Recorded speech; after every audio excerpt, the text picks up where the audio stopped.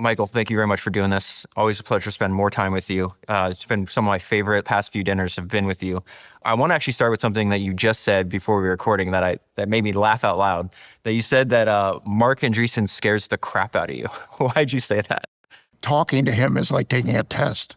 It's like being in high school and taking an exam or a final in college, every conversation. He's got the most extraordinary ability to analyze, to recall information, to organize it as he's thinking and speaking. There's probably 3 different processes going on in his brain simultaneously while he's talking. His recalls, I've never seen anything like it. Everything he reads. In the old days when I was going to meet with him over board issues, I always had to study up very carefully on what we were going to talk about. And I say this in the most loving way. He's the most terrific guy, and he's grown and he's prospered, and he's one of the smartest human beings I've ever met in my entire life. So you think his recall comes naturally? I thought you had great recall. I've watched all your interviews, the conversations we've had. You do have this encyclopedic knowledge, especially about the work you were doing at CAA. But I feel like the way you would describe it is you have to work a lot harder. I think there's certain human beings that are gifted with some raw, innate processing power that is just greater than others. I think we all have processing power, but it's a question of degrees. And then within the processing power, there's specific silos that each of us either excel at or average at or not as good as. With Marc and Michael Crichton and Peter Thiel and quite a few of the top people in creative and top people in tech have this ability to process information at a very ultra-rapid speed. And it's foundationally set in the ability to recall information that they have inventoried. And it's very hard to do, especially in the world of technology where you're touching constantly new ideas. So everything's different. And yes, there's some through line, but each business that's being started has a different conceit. And then on top of it, these guys, I find them fascinating for another reason. They're really nice people. Even though they have an intellectual superiority, they don't lord it over you, and they're chameleon. They kind of adjust to the level that they're talking to. Say more about that. As an agent, I had to ratchet my discussions up or down based on whether it was a creative discussion, a self-help discussion for a client, or for a buyer, because we did a lot of counseling for buyers because it was a good way to build a bridge to them and be able to have access. Ratcheting up or down based on mood, based on what you read at the moment and what your frame of reference about the person is. But you can't talk to everybody the same way. One has to make a quick, well, let me rephrase, at least for me. I can't speak for anybody else. And I know Marc does this too. You kind of look at who you're talking to and then decide just how deep are you going to go and go how far. I mean, when I was on the board of Marc's first company, LoudCloud, they were dealing in an area that, frankly, I really at the beginning in 1999 didn't understand it because they were talking about the cloud. I don't think anybody we were selling to understood what the cloud really was. It was this amorphous idea of storing data off-site, not in a machine, but in a machine, but not a machine that's with you. It's a machine that's in the ether, but there is no real machine in the ether. So you're thinking about all this, and we're building a business around it. And I watched Marc handle, and Ben Horowitz. Ben is the most practical, brilliant guy I've ever met. Ben Horowitz is not only really, really smart. When you talk to him, you get the sense you're talking to the guy next door who's smart, but he doesn't make it ultra clear that he's smarter than you are. So it's very, very gracious, warm and accommodating. Or if he wants to make a point, or if he's being a disciplinarian, he can change his level. I've watched him get angry at someone and turn into an absolute, person of strength and movement and aggressive that you wouldn't know normally because he's very, very even-tempered. But all these guys, sitting in meetings with Ben and Marc, for example, is fantastic because they play off each other. They've been together, they're friends, I guess, 35 years. I'm glad you brought that up because I've been thinking about the co-founder relationship recently. In many cases, I've read almost 400 biographies of history-case entrepreneurs so far. I would say that like most co-founder relationships are actually tenuous. There seems to be like one main guy. Even if they start the company with multiple people, it's like usually really one person. And I think I've just finished reading about what may be the greatest co-founder relationship in history. It's the Michelin brothers who in the late 1800s take over a failing family factory in a remote part of France. The younger brother's in his late 20s, the older brother's in his late 30s.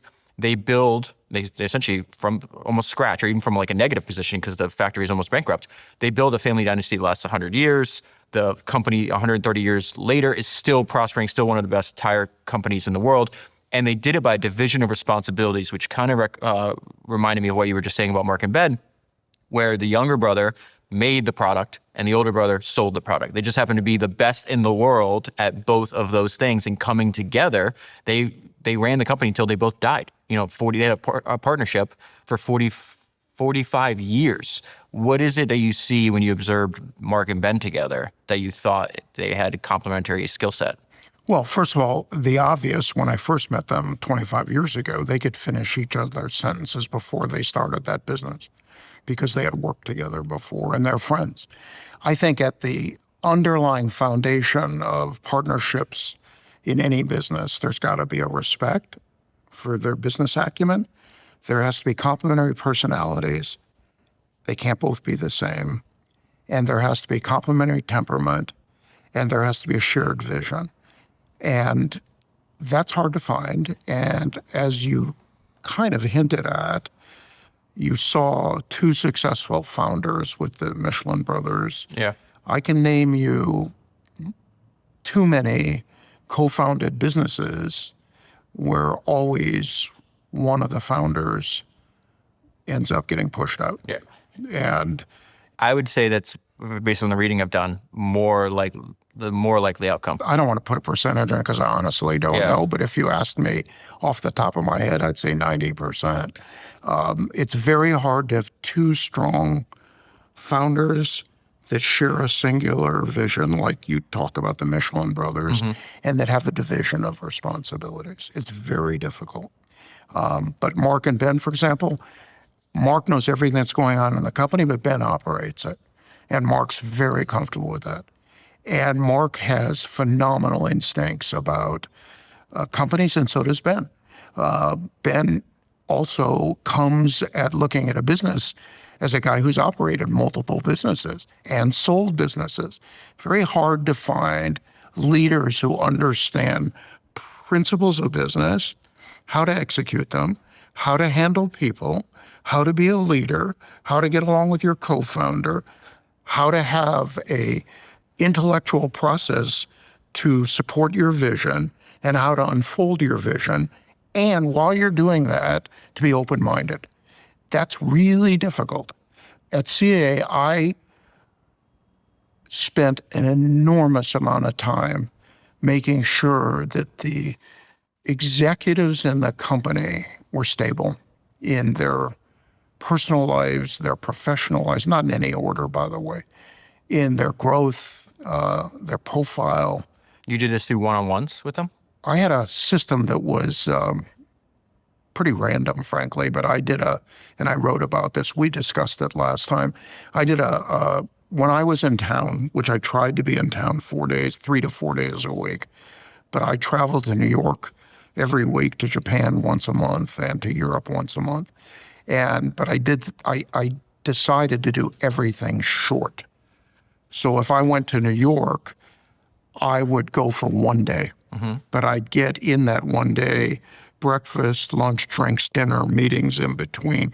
and after dinner, fly back to LA and pick up the time, and then make it into the office the next day so I could get what I called a 6-day week. And I got the idea from my college roommate who gave me as a gift a joke clock, which had 25 hours in it. And it had 0 through 25.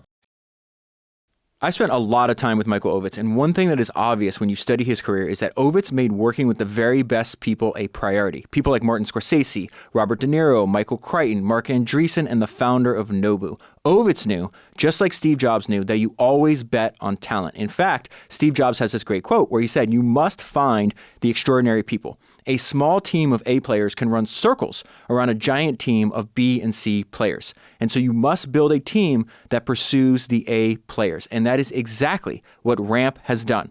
Ramp is the presenting sponsor of this podcast, and Ramp has the most talented technical team in their industry. Becoming an engineer at Ramp is nearly impossible. In the last 12 months, Ramp has hired only 0.23% of the people that applied. That means when you use Ramp, you now have top-tier technical talent and some of the best AI engineers on the planet working on your behalf 24/7 to automate and improve all of your business's financial operations, and they do this on a single platform. Ramp gives your business fully programmable corporate credit cards for your entire team, automated expense reporting, bill payments, accounting, and more, all in one place. The longer you use Ramp, the more efficient your company becomes. This is important because, as Sam Walton said in his autobiography, you can make a lot of different mistakes and still recover if you run an efficient operation, or you can be brilliant and still go out of business if you're too inefficient. Ramp helps you run an efficient organization. I run my business on Ramp, and so do most of the other top founders and CEOs I know. I hear from people that listen to this podcast every day that have switched to Ramp and rave about the quality of the product. In fact, Matt Paulson, the founder of MarketBeat, just sent me a message. He said that Ramp had helped him cut $420,000 in monthly expenses. Make sure you go to ramp.com today to learn how they can help your business save both time and money. That is ramp.com.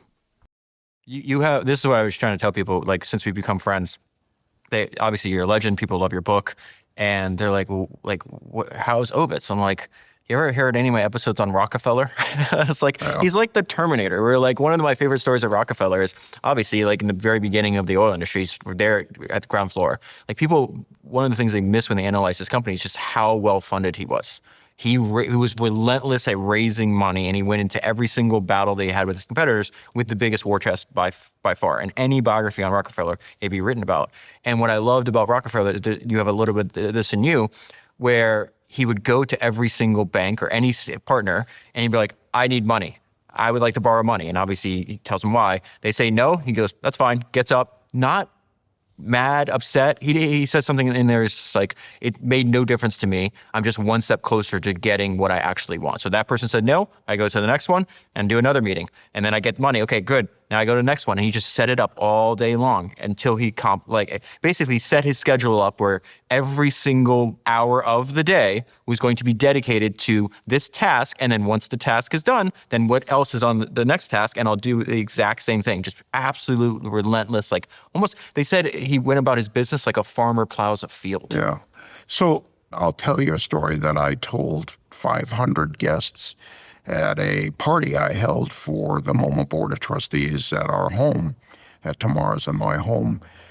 When David, the last couple of years of David's life, we hosted all the trustees in Los Angeles for the annual meeting, and we gave a dinner.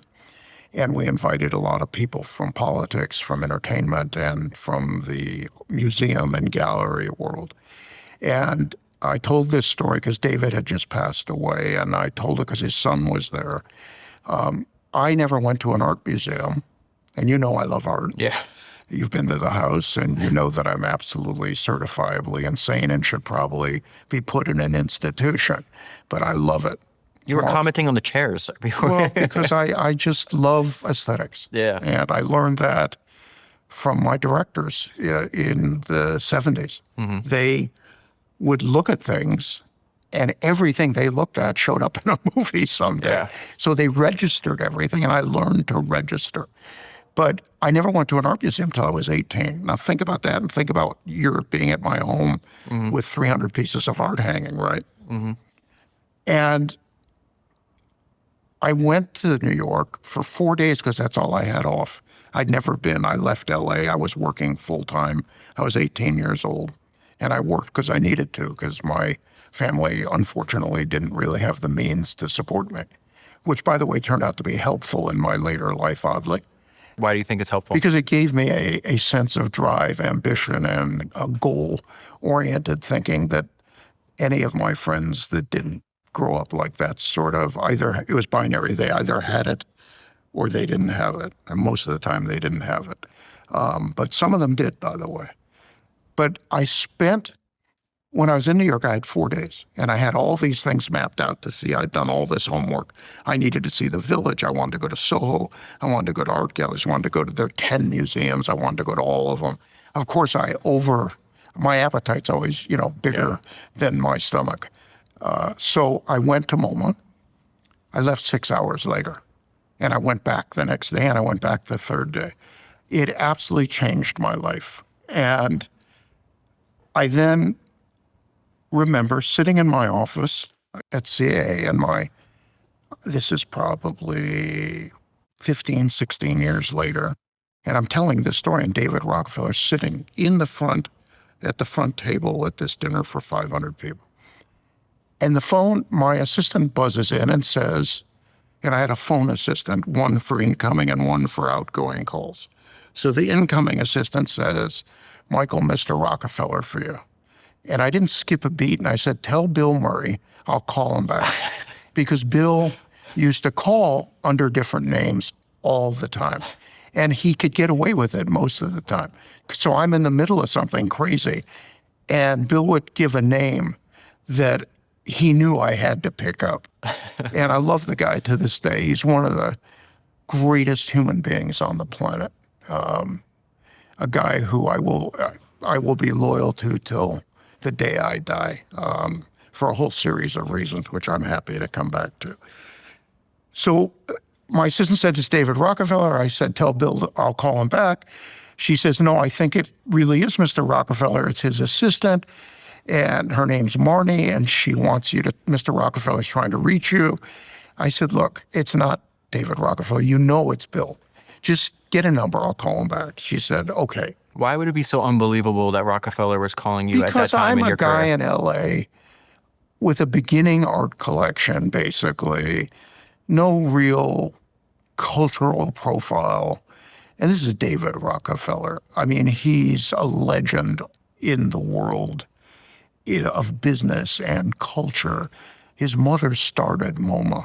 I mean, if you read the book Picasso's War, which is fascinating, I told you about it at dinner, it talks about about Abby Rockefeller and the women that started MoMA. There were 3 women that started the museum in the 30s. And David grew up around art. I grew up around nothing. It's like I was in the San Fernando Valley and wasteland. One of my favorite parts of your book is that exact line where you're like, I could see. The problem is that not only where I grew up and you were very aware because you could see where you knew where you were, but you could see the mansions of Beverly Hills. You could see the Brentwood. Well, we went over the hill every weekend to Westwood. That part of your book I absolutely love, where you're having initial success, nowhere near what's going to come in the future, but enough to buy your first house in Brentwood. And you wake up, and I'm getting goosebumps thinking about this because I've had a couple experiences like that in my life where you're like, I can't believe, in your book you said, I can't believe I live in Brentwood. Listen, I still have those feelings at this stage of my life. Tamara and I were talking about this the other night. It happened in New York. It was a few days around our dinner, and we were walking around looking at art. And we looked at each other, and it was a weekend. It was a Sunday, actually. And we said, wow, we have an amazing life. We were talking about looking at art, and then we're going to be going on vacation in Europe, and I get to be with my grandkids and her daughter and my kids. And I said, we're just really, really lucky. But the Rockefeller thing was luck. I didn't think he knew me, so I thought it was a joke. And I had a lot of times clients calling, saying they were people that they weren't because they thought it was funny. And they were pretty good at the imitations. Anyways, I called back, and sure enough, it was David Rockefeller. And I got on the phone, and he said, I would like to meet you. And I said, sure, but why? And he said, what do you mean, why? I said, because I'm in LA, I'm in the entertainment business. We are in culture, but a very different kind than you. And I'm a giant admirer of everything you've done. How old were you when this is taking place? You had already founded CAA, right? Probably about 40. Okay. So 38, 40. 10 years into CAA or so. Okay. But anyways, to make a long story short, I said, I'm in New York every week. I'll come meet you. He said, no, I want to come meet you. And then I was floored because I go to New York every week. And I told him that the second time. He said, no, I see you're building a building with I.M. Pei. You've got a painting by Roy Lichtenstein.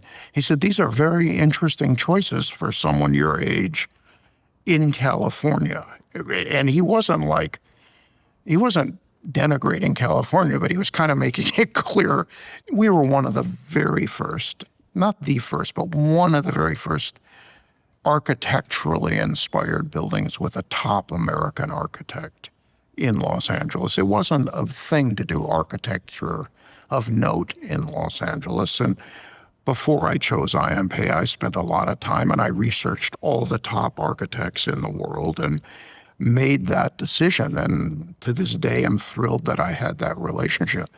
But David came out, we hit it off.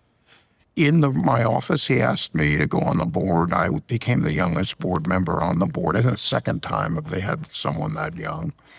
I think Ron Lauder was younger than me when he went on. And we built a relationship, and I learned so much. But here's the point, to your point that you just made about David Rockefeller doing things without doing them. Mm-hmm. It's kind of like that famous Bruce Lee line about punching without punching, mm-hmm. which I've never forgotten because it's simple but apocryphal. And David raised all the money by himself to build the new museum. And he took me out to dinner after I was a trustee, and we spent 3 hours talking about politics, art, people, things that had happened in his life, travel, his 10,000 index card file, because there wasn't a computer. So every time he met someone, if he met David Senra, he put your name and contact on a 3x5 card under S, mm-hmm. alphabetized. And he was so proud of it. It was in his office. And he said to me, nothing about giving money, not one word. And as we're leaving, I said to him, how's the fundraising going? He said, really good. I'm getting a lot of support. I'll talk to you soon.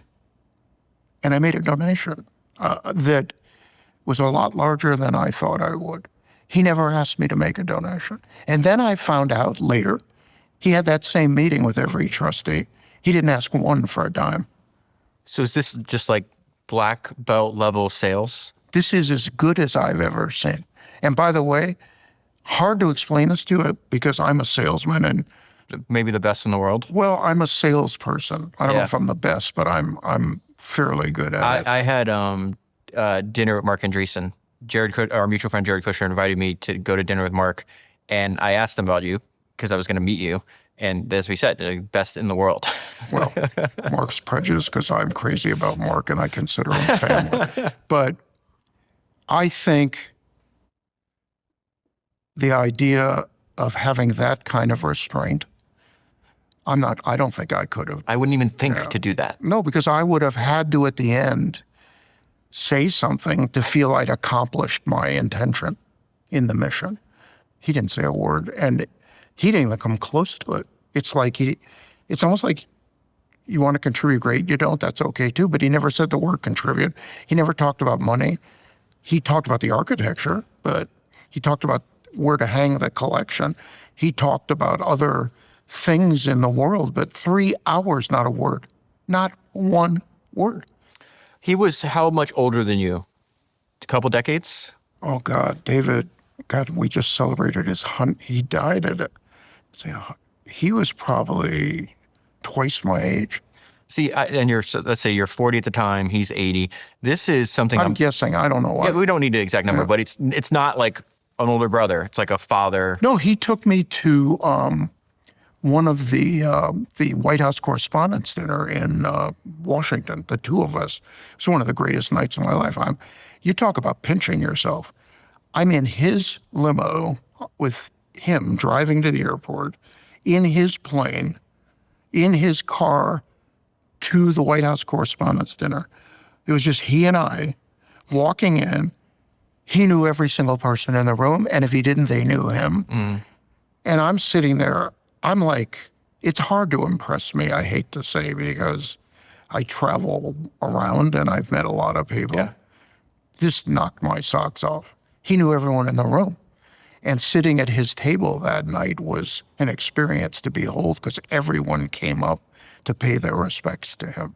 And it was such an eye-opening experience. And he was always even and always the same polite guy to everybody, even people that we knew he didn't care for. He had a very, very short attention span for people with no integrity, because his integrity was so high, it was like a learning experience for me. But I got to be pretty good friends with him. And every lunch, dinner, or outing with him was a graduate course in something. This is such an incredible opportunity. So like sometimes I feel like almost like a bit of a middle child because of the work I do on Founders, I get to meet world-class entrepreneurs. I get to go spend time with them, have dinner. Many of them are much older. And then I also talk to like younger entrepreneurs. And the advice, to the degree that they ask me, that I'd give to younger entrepreneurs, like try to spend time. Like if David Rockefeller was, let's say, 80 years old at this point, he's not twice as smart and twice as experienced as like a 40-year-old. It's an uneven distribution. He's like 10x, because this idea is like how many, he's seen every deal, he's met every person. He's just had so much more time to observe like what actually takes place in the world. He's read a lot more. He's had all this experience. It's like, and you can, I feel this way when we've had these 3-hour dinners in New York. It's like, man, the amount of information I learned from you in 3 hours, it's not like a person that's half your age. We can spend the exact same amount of time together, right? It's just you just have so much more lived experience. But it's my thesis about frame of reference. This old saying that people always say as you get older, I wish I knew then what I do now, happens to be 1,000% accurate. And I'll tell you why. You just said it, David. Longevity automatically promotes more meetings, human interactions, and experiences. That in itself creates more frame of reference. The more frame of reference you have, the more experienced you are to make difficult decisions because you've seen outcomes. I was on the phone last night with one of my kids on a personal matter that she was having. And I explained that I was thinking about her situation and the benefit that I have that she or the person she's having the problem with doesn't have is that I've seen the movie before. Mm-hmm. I've either packaged the movie, seen the movie, read the script that never got made.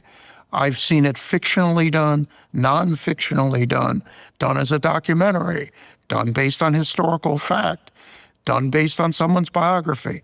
I've just been around too long. Therefore, I know what silo her situation fits into.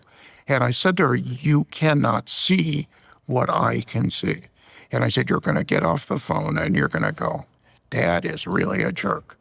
Because I'm not preaching to you, but you have to understand, I've just seen it. And I have. And I know exactly what's going on. And I see it from both sides, by the way. But it's all about frame of reference. And I do wish that I had, when I started the agency, the knowledge bank of experiences that I have now. I wish when I started collecting art, I had the knowledge bank of frame of reference of pieces of art that I have now. But your frame of reference from people specifically is very interesting to me, because think about how, like, one of the things I want to talk to you about is, okay, it's very obvious, like, I have a few obsessions. One of my obsessions is people that get to the very top of the profession. I don't even care what the profession is. It could be building CAA, it could be a basketball player, it could be a sushi chef, it doesn't matter. I'm obsessed with people that become the best in the world at what they do. And I was thinking about you. Not only did you become the best in the world at what you did, but you worked with, competed against, built relationships with countless other people that were also the best in the world at what they did. And I was very curious, and I kind of study this on founders. Just like, you met these people, you interact with them, compete against them. I read about them. And I was very curious if you could describe the one common trait. What do you think is the most important common trait for the people that you observe that are best in the world at what they do, yourself included? Well, let me give you an example, a practical one. Okay. So 2 weeks ago, I'm having lunch with a friend of mine at Nobu, and in walks Nobu, who's my exact age, who was, when I met him, had just opened a sushi bar on La Cienega Boulevard called Matsuhisa. And I remember meeting him because I would go sometimes for business or occasionally by myself, because the one great lesson I learned very early on going to Japan is the best place in the world to eat if you're alone is at a sushi bar, because you could actually not feel uncomfortable doing that. And I met Nobu when he was the chef, the manager, the menu planner. It was just him and 2 other guys and his wife. That was Nobu's start. Now you look at what Nobu's got right now. Nobu has an empire. I don't know how many restaurants he got. They're all over the world. He's got hotels. He's got bottled and packaged goods. He's got everything. I would imagine he's got a $1 billion empire. When I met Nobu, I took note. I said, this guy's got something special. I didn't quite know what it was. But several years later, I introduced Nobu to Bob De Niro. And he and Nobu started the present business with a sushi restaurant called Nobu, not Matsuhisa, which was fascinating, that he didn't try to take his personal brand and put it with Bob. He took his first name. They opened the first Nobu in New York in Tribeca, which was no man's land at the time.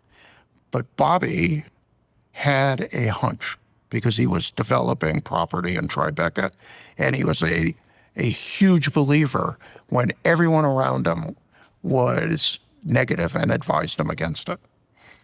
And he convinced Nobu to open there. It became an instant hit, and they have this amazing business right now. I had this hunch about Nobu. I had this hunch about Wolfgang Puck when I met him the first time. He was in his 20s, Austrian guy.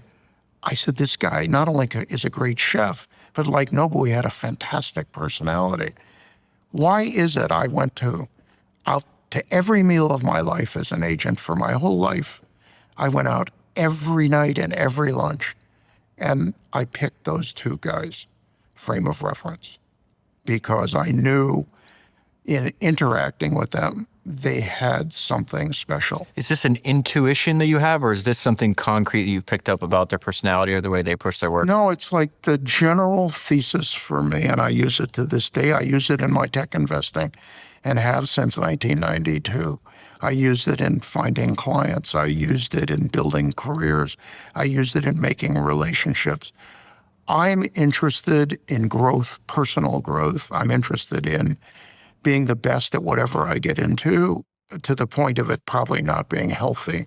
I'm interested in excellence. Okay. We got to talk about that. And I am interested in excellence and will go to almost any end that's not immoral or illegal to achieve it for myself and everyone that's around me. Is it excellence for the sake of excellence? Like, what is driving you? I meet people, okay, and within 10 minutes, my brain automatically scans whatever is coming to me, and it compares them to people in their silo, to people outside their silo, to people with personality traits that are similar.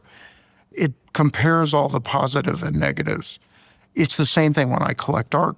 When young men or women that I mentor in collecting art want that, they ask me, what should they read? I say nothing. I said, start looking at images and bookmark whatever you like, and then come back to it a couple of days later, see if you still like it. I look to this day probably at 200 images a day. I looked at 10 this morning before I came over here at 7 o'clock this morning of a painting show in London. And the reason I do it is the more images I can put in my head, it's kind of primitive AI in a strange way, because I'm like machine learning and my brain's the machine.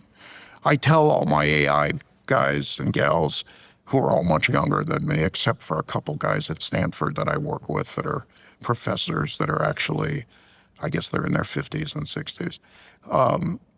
There's a thing they call ML, which is machine learning, and I call it ML moron learning. So I ask them to explain my version of ML when we're doing a complicated AI deal together. But I have kind of a personal AI that I've created that ticks off all these boxes automatically. I told you when I met you, you're very good at interviewing. You keep a conversation going. You know what to ask. What you did on tomorrow's book is insane. You read a book, and in 50 minutes or 60, it's condensed into the most salient points. And you met her only socially. Yeah. It's not possible unless you have a talent. So my perception is additive.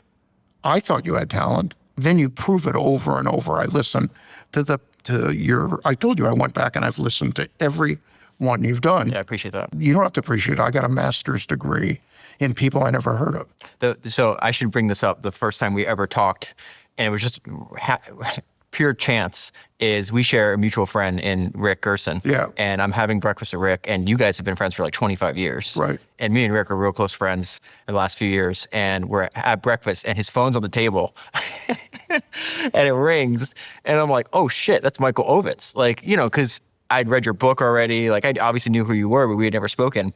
And then he picks it up on speakerphone, and Rick's been hugely supportive. And he tries to like push my podcast on everybody in the world, and he's very successful doing so. And then he goes, "Hey, I'm sitting here with, you might know who he is. His name's David Senra. He does this podcast called Founders. And you're on your boat in St. Bart's, I think." And there's like a brief pause. He goes, "I listened to 4 of them yesterday." And you start rattling off the ones you were, Cornelius Vanderbilt and everything else. I heard you talk with our mutual friend Patrick about this, where you're like, hey, I like collecting art and people. I have a frame of reference because I've met so many people. The more people you meet, the more benchmark you have to compare people to. So when you met Nobu, when I hear this, it almost sounds like it happens like automatically. It's just a part of your brain where it's an auto response. Yeah. So you can't even say what it is about that person. Oh no, I could say Nobu was personable. He was amazing chef. He made things that I'd never had before outside of the United States. I've had it, but not inside his actual work. His technical skill in cooking Japanese cuisine was the best I'd ever had. And this is happening in like a strip mall. No, he was on La Cienega Boulevard in an old restaurant, an old building. It wasn't anything special. It was just him. But you saw... Well, hear this out. He filled the room.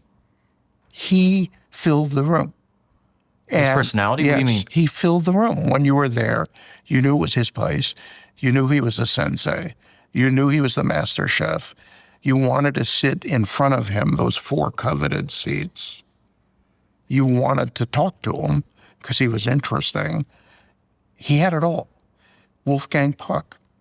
Saw him at his first restaurant in the United States. He was in his 20s. He was the chef at Ma Maison, which is no longer in existence, that only Hollywood could endorse. Plastic patio furniture in a parking lot with a kitchen in a 1-bedroom apartment at the back of it. And you could see it even then, though. Yeah. Same thing. It's like this. Wolfgang would walk out, go table to table, and you fell in love with this guy. So you're talking about like his charisma and energy? Everything. This is like 1980-something, 81.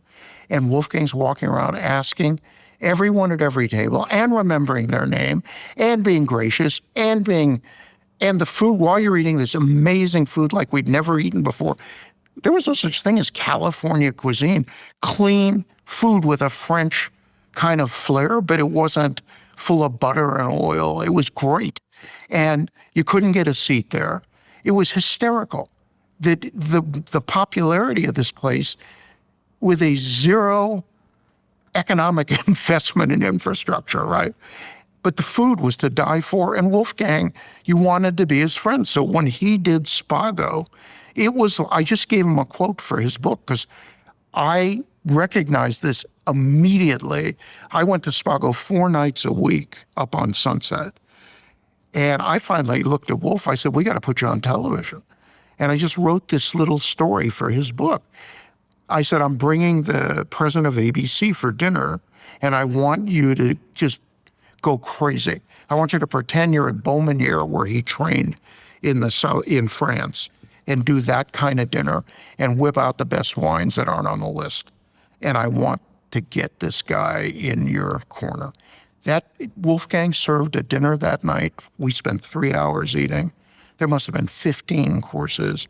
One was better than the next. He personally brought stuff over. He hung out at the table. He talked. He was charming. He was just Wolfgang. You loved him. You wanted to hug him. But the food was great too.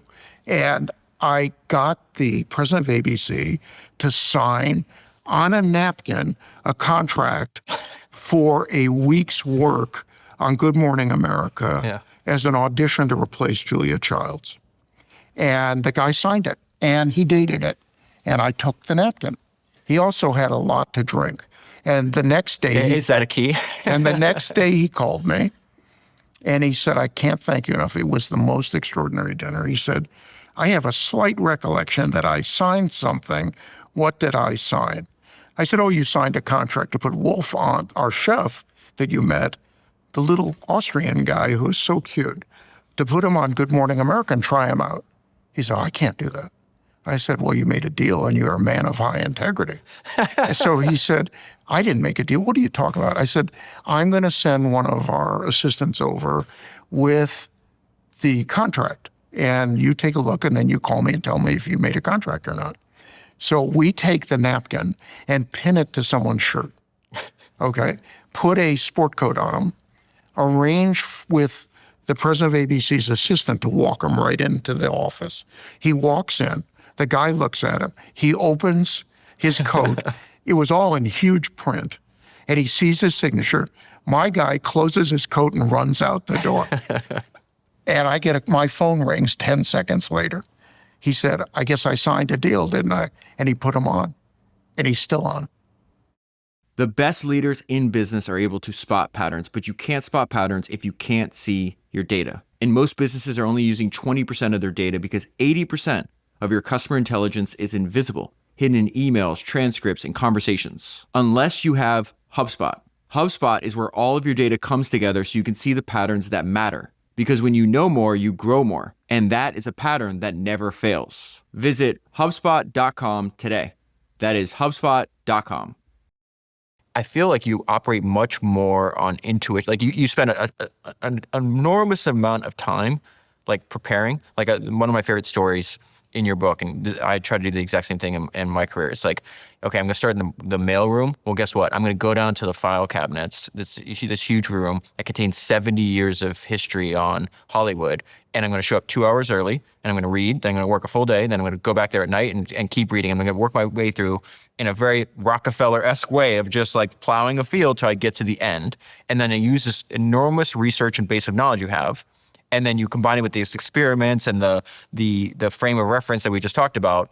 And then when you make decisions, it's almost like it's not even analytical. It's like some kind of intuition that you're having where it's like, this guy's special. I have this guy who has power to make this guy's career better. I just need to put these two together. Let's go ahead and just write this out on a napkin. Like there is almost no time to analyze. Am I getting this wrong? No, but David, I'm going to put the question to you. You get a job in the mailroom. You have no family connection. You get it on your own. It's a 3-year training program. You're in the mailroom. You have a college degree. You are not stupid. What's the alternative? No, I think this is why we get along. We've been able to build a friendship because like this is exactly what I've done with founders. This is like I did not come from money. I'm the first person in my family. Everybody's like, oh, you're the first person to graduate college. I'm the first person to graduate high school. My parents were incapable of even graduating high school. But I had the same thing. And the reason I say what else is the choice, No, there's no choice. So I either became more knowledgeable than the 20 other, they were all men. No, yeah, it was all men in that pledge class. And that they did two times a year, they started a group in the mailroom of like 20, 25 people. I think when I started, there were 20 or 25. I don't remember. But the point is, it's 1969. I'm 21 years old. I graduated UCLA in 3 years while working at Fox, 60 hours a week, loving every second of it. Drop out of pre-med to finish degrees in psychology and business. Look for the job that I think can educate me the fastest in a business that's all about nepotism and relationship, and I don't have any. How do I distinguish myself differently from the 20 or 25 other pledges in what I call the pledge class? Because that's what we were. And it became pretty simply apparent to me very quickly. Everyone showed up exactly what time they were told to, which was 9 o'clock for a 9:30 start. Everyone showed up except me. I showed up at 6:30 and no one was in. I had the run of the place. So I said to myself, I'm going to learn everything I can faster than anyone else, and I'm never going to share with anyone what I'm doing. Let them all fend for themselves, which, by the way, turned out to be good for me because it was antithetical to my thesis on building a business, which is you share everything with everybody. And I learned that by not sharing, all these other people got killed by me. And if I'm running a business and those people are all working for me, I needed to do the opposite. I needed to include everybody in everything, have tons of meetings, tons of sharing, no egos, no politics. Everybody has to pull for the larger boat. You can't be in your own rowboat. You got to be on the big boat, and you got to make sure it's all moving. When you're on the same team, but the other 19 people in this group, you looked at them as competitors? Absolutely. My job was to eradicate every one of them. I didn't want any of them to shine. And so the idea there was, hey, I think you said this in your book. You're like, I don't know if I'm smarter than them, but I know for damn sure that I'm working harder. Well, there were several people, David, there I was not smarter than. They had unbelievable educations. Well, a couple of them had Ivy League educations. I couldn't even get into an Ivy League school. The fact is that I was in a competitive environment, in a competitive business, William Morris, and a competitive arena, which is the entertainment business. It's dog eat dog. And it had been like that since it started. It never changed. I read everything I get my hands on about the golden years of the movie business. And I used it for CAA when we started in 1974. I made up a bibliography. And here's the books you need. I have used... Who did you give the bibliography to? Every one of us that were working together. So you guys had a shared base of knowledge. You insisted on a shared base of knowledge with your team. Okay. And our group knew history. And the reason that became important and everyone thought, oh, who cares? is because when you start talking to filmmakers in those days, and they start talking about Frank Capra or David Lean or Howard Hawks or Willie Wyler or Michael Curtiz, who all made some of the great black and white movies of our time. If you don't know what they did, how can you talk to a filmmaker? How do you do it? You can't. How did we sign every director in the business? We spoke their language. I've read and done episodes on, I don't know, half a dozen. I'm obsessed with directors and filmmakers. I think the analogy between a filmmaker and an entrepreneur is like so clear cut. It's very obvious. But like from George Lucas to Steven Spielberg to Quentin Tarantino to Christopher Nolan, every single one I've read a biography of, they have this encyclopedic knowledge of film history in their head. There's a great line on this. One of my favorite maxims I learned from Charlie Munger, which is why he was so obsessed with reading and studying business history and human history as well, is he says that learning from history is a form of leverage. Well, it's what I've always said, knowledge is power. And if you have practical knowledge combined with research knowledge, combined with intellectual knowledge, combined with a giant education about things that you dig into, and you understand how to have a deep curiosity about everything, and I mean everything, you have an edge that cannot be beaten. I have sitting on my desk probably 20 notes about things that I have seen on the internet, on Instagram, on Perplexity, on OpenAI, on Google, that have come up in other searches. So I saw a new set of headphones that were wildly differently designed. And I looked it up, printed out the page on it, put it in my pile to research. And every night when I am on my computer, I take a deep dive on the moment of what's interesting to me. I love cars. I love mechanical watches because some of them have, 1,000 parts and it's this big. I love gadgets. I love hi-fi. I can't begin. I love art. Did you have the curiosity even at that age when you first started in the mailroom? Yes. You had to, because you wouldn't have read through all that. But you know what I didn't have? What? I didn't have a computer. And that changed my life. Yeah. That changed my life. I've talked to Ben Horowitz about this 1,000 times. The computer changed my life because I live on it. And it's not because I need to, it's because I want to. If you put me in a room with a computer 24 hours with no sleep, I would do it. Matter of fact, tomorrow has to pull me off the computer and gets angry at me because I learn so much every day. When my friends want to buy something, they call me because I've already looked at it. So if they want to buy a car, and I'm not being facetious, and I enjoy doing it, and it's rare they ask me about a car I don't know about. I mean, when I was at CAA before a computer, I had a reading list for all the agents and all the mailroom people. I subscribed personally to 210 magazines. I didn't read every one.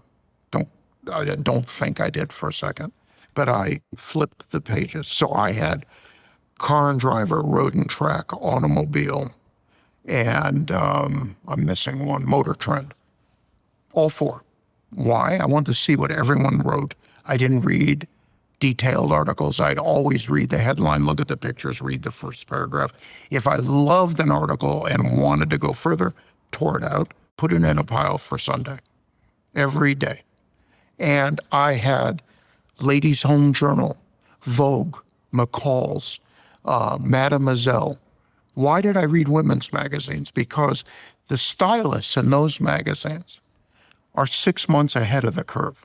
They have to see out. I live with a fashion person, Yeah, Tamara. She knows every season before something comes out. Oh, Michael, something's back. Wow, come on. 3 months later, we're in a place at a dinner and somebody's wearing baggy jeans when everyone else was wearing tight jeans. And she calls it. And those stylists gave me a foundation to talk to our actresses and to talk to their stylist. Not that I needed to go deep, I didn't. When I met Paul Newman cold, I knew there was only one thing he was interested in. He loved racing cars, made a movie about it. That was his hobby. I had been reading about cars my whole life. We talked for 3 hours in Westport, Connecticut about cars. We never talked about his career the first time I met him. I think there's a line here that I always think about. The most interesting people are the most interested. It doesn't matter to me. It's like, I don't really even care what is the source of your obsession. I just like that you're obsessed with something and you go deep on there. I do have a, what I would say kind of a selfish question for you. So I was listening to Michael Dell on a podcast, and he's got great energy. And the interviewer was asking him, was like, well, when you were starting Dell, like, how many hours did you work? And he goes, all of them. And then I read Jensen Huang's biography, and he's like, listen, there's not a day that goes by that I don't work. When I'm not working, I'm thinking about working. Working is relaxing for me. In your book, you had this line that when you were building your company, that every waking hour was a working hour, which is a great line. So I see this reappear over and over again. Like, you know, we're absolutely obsessed with what we're doing, so it's very hard to pull us away from what we love to do. But there is something that I want to ask you selfishly. Is you also say that if you could have worked 10% less, it wouldn't have made a difference in your professional success, but you would have been a lot happier. So how should I be thinking about the contrast between these two statements? Well, it's simple. I am a curious person, as you know, like you are. You're always looking to learn. That's why listening to founders for me before I met you was a must. I discovered it by accident. And then Rick just went in like a bulldozer, you know, to make sure I met you. He must have sent, you know, he sent us 20 texts to get us together. And then he wouldn't give me your contact because he wanted to be the point of contact. Do you remember that? Yeah. He wouldn't put us together. He wanted to be the one to do it. So that 10%, I would have loved to have been able to do homework. To me, that's working too, though. It's like professional research. You know, like think about your when you're William Morris, the 2.5 hours you get there at 6:30 in the morning, you're doing all your reading, you're working a full day, and then you're doing it again. To me, those two, the bookends to your days, just a form of professional research, which also could be considered working. To me, the dichotomy and difference is that I'm not working to a financial goal. I'm working for self-enrichment, which itself becomes a financial product. Because if I make myself wiser, better, more informed, a candidate that can give other humans that have a problem advice. Look, we all have problems. I learned this when I was 18. When I was working at Fox, everybody had a problem. It became very clear to me. It's why I became an agent, because I didn't need a skill set other than intelligence, persuasion, intensity, and curiosity. But I didn't have to know how to make anything because I'm not capable of it. I'm talentless. I can't write, I can't act, I can't sculpt, I can't paint, I can't direct. I frankly invest off people, not off all these insane rules that a lot of my friends that are venture capitalists put up, these kind of guardrails that they won't go outside of. I've never seen a guardrail I don't try to jump. And I think that's the worst thing you can do, because creative people have no guardrails. But for me, I realized everybody wants to have enough counsel. I will tell you, for me, someone asked me in another podcast, who was my Michael Ovitz, who was my advisor. I said, I didn't have one, and I wish I did, because I've saved a lot of people a lot of aggravation that I went through. And I went through it because I didn't have anyone like me to bounce things off of that had seen the movie before. You didn't have it at the time you were building CAA, but do you have that? Did you have it after, and do you have it now? I do have certain people now, but it's not any one person like I am. I am an advisor to a lot of people that would shock people. And I do it because, one, I'm friends with them. Two, I learn from them. Three, I enjoy it. Four, I'm like a protective mother of my friends. I have a very binary point of view about relationships. I'm not interested in any relationships in the middle. I'm interested What's the binary? It's from a movie I saw when I was a kid that was made in the 40s with Errol Flynn, where he drew a sword in the sand and said to his troops, you're on one side of this line or the other, make up your mind. So that's me, friend or foe. I'm like the world's best friend for people, and I'm probably not a great enemy. I would not want you as an enemy. So no, because I'm very dogmatic in my support of people. Methodical. I think if I made an enemy of you, you'd wake up every day figuring out how to destroy me. By the way, I don't have that kind of time, and frankly, at this stage of my life, I don't have that energy for that. But you did for a few decades. I did for a long time. Yeah. I was a guy who could tell you people that 30 years earlier did something I didn't think was right. I'm a big believer in people need to have integrity and they need to keep their word.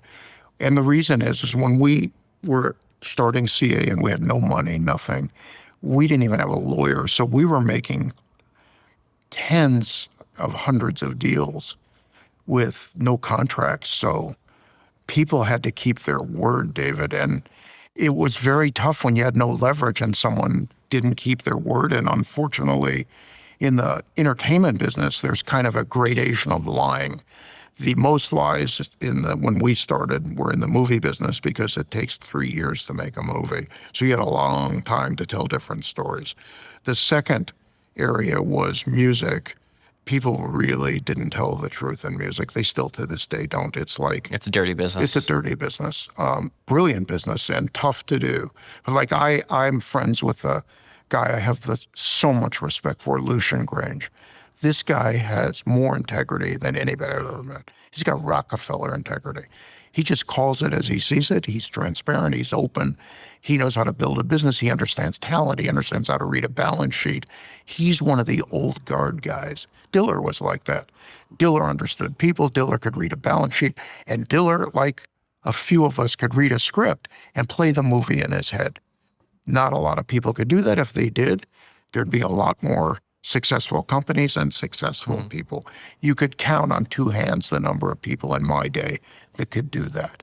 And when you're in the television business, there's no lying because you make these shows every week. So you have no time to fabricate a story and set up a ruse. And what we started at CAA, which was so simple, everyone says, oh, it's so revolutionary. No lying. If you don't have an answer, if David Senra calls you and he asks you a question and you do not have an answer, here's your answer. I don't know, I'm going to call you back. That was unheard of in 1974 because everyone felt they had to make up an answer to show they were in the know. My point of view was, why do that? Then you got to remember something it's a story that you made up. And it's so easy to trap people that lie because they never get the story right twice. And we took notes on everything ad nauseum. Everybody took notes on everything. Every staff meeting we had a scribe taking notes for follow-up. Follow-up was the key to everything. You didn't even have to be smart. You had to have good follow-up. If you followed up, it kind of gave you an extra point on the smart side of the scale. So for me, it's all about truth. It's all about transparency. I was on the phone this morning. I got on the phone 6:30 this morning working on a deal I'm putting together. The guy that gave us the idea, who is in another company and is not the head guy at the company, he's number 3. There's a founder, a CEO, and this guy who's the COO. The COO is younger, half the age of the founder, and really bright. Came up with an idea, told my young partner, who you know, who's 32, which I partnered with intentionally because I wanted a young partner, period. And called him, gave him an idea. My partner immediately put him with me. I spent an hour with him 5 days ago. I then went and spent an hour with the guy he works for. I then had multiple calls with both of them separately.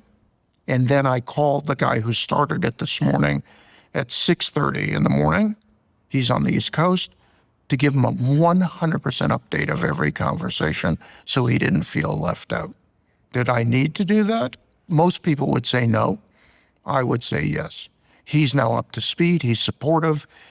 And they're setting up a meeting for me with their founder because they're comfortable. They're not getting cut out. So this is a relentless follow-up. Relentless. And I made the extra call. And my partner, my young partner, saw all this unfold and fell right in step with it and handled it brilliantly. That makes me feel fantastic. Fantastic. Because he's going to be here long after me, and he carries on the torch. You know, look, the guys that I left CAA to, some of them I get along with great. Some of them don't like me, and I understand that because they'd like me to have died because my shadow hung over them. And we always want to kill the father, and I get it.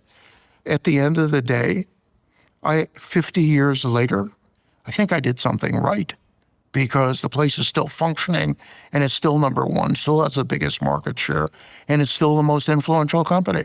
This is what I try to tell other founders too. It's just like, you guys are obsessed with these startups. Like, the goal should be to build an enduring company that lasts. It's got to be 5 decades now. But you have to be selfless to do that, David. It's like what you're doing. You need volume. I told you this.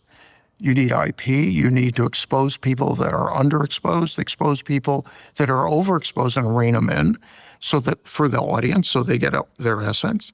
Listen, when I listen to this is going to sound really stupid to you, but I never claim to be the smartest guy in the room or the dumbest. I'm sort of in the middle. When I listen to the Vanderbilt podcast you did, now he's dead. So you did a podcast based on a book you read. I read the same book, but I hadn't read it for 20 years. And maybe less, I don't remember. But you took all the salient points out of it. You hit a point which, to use a minor point, and to me, said a lot about the time and the person. You told a story of how he was in a buggy thinking about sailing ships versus steamships, and that he knew he had to make a big move, and it was really dangerous because they didn't know if the steamship technology really worked, but he had to sell all his sailing ships to raise the money. And he was kind of absent-minded and stopped. He was on his buggy. I don't remember the exact story, but he stopped and somebody kind of attacked him or something. And he got out of the buggy and he beat the guy up.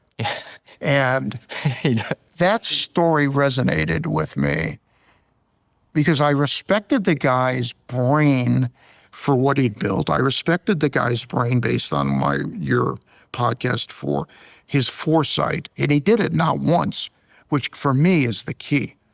He rode multiple successful technological railroads waves. Yes. When the boats became... It's very hard for a company and a person to disrupt themselves, to say, hey, I got really wealthy, and essentially, ferrying people. And now I got to get rid of it. Exactly. And especially when your point about the technology was interesting because, we might have a debate, should we adopt this new AI technology, this new software? That technology was killing people. The steamship technology, it kept blowing up. So you'd have these explosions. They knew that's where it was going to go because you needed powered, sailing. Yeah, but you didn't know if it worked. That's the crazy thing. It's like, no, I'm going to disrupt myself, get rid of the business that made me wealthy at the time. He was one of the first disruptors, and he did it with railroads. He realized he couldn't deliver inland with a boat. Yes. Which sounds pretty simple. He realized his business was transportation, not sailing. And when you think about what is your true business, it's not sailing. It's like, I just want to move people and goods from point A to point B, and how do I do that? But here's the point of your story. To me, only me.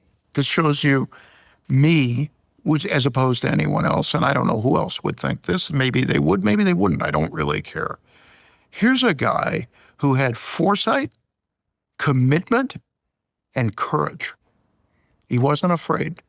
Fear is the killer and enemy of business. Fear is the thing that kills business. And we had a period in this country where people were scared to death to do things. Every single time I had an idea, I told this story to somebody yesterday at a meeting I was at. Every idea I ever had or developed that someone else gave me, somebody told me it wouldn't work. And gave me all the articulate reasons. And it was always more than one person. You can't start an agency at 26. There are 180 of them. and you'll never make it. It's too competitive. You need too much money to do it. You won't get the big clients. You'll never sign movie stars. Oh, no. I'm glad you just said that. That's one of my favorite parts of your book because, again, when I'm reading a book, I actually see some of the scene. Like a book is essentially a movie for the mind, right? You have to come up with the visuals yourself. And there's this line in your book where they're like, you're like, hey, I'm planning on signing the big movie stars. And you're like, they're locked up. You'll never get them. And you said, I'll get all of them. And I don't know if you did this, but literally what I just did, lean forward. No, I did. Like, just lean forward. Like, I remember the guy I said it to. All of them. I remember the guy I said it to. He was a successful agent. He handled about 500 top writers in television, but never steered out of TV. If I had his business, and I told him this in that meeting, which is what stimulated his comment, I would have signed every movie writer. This is why I don't think your assessment, and I don't mean this in a disrespectful way, obviously, you know, it wouldn't disrespect you intentionally. It's like, I do think you're creative. You're saying, oh, I don't have any talent, I'm not creative. And like this idea where you just said something about like, hey, I don't even see guardrails. And if you put a guardrail in front of me, I'm gonna hop over that. If you look at where you took, there's a note from a friend of ours. Ovitz didn't look at the existing agency business as the boundary of his opportunity.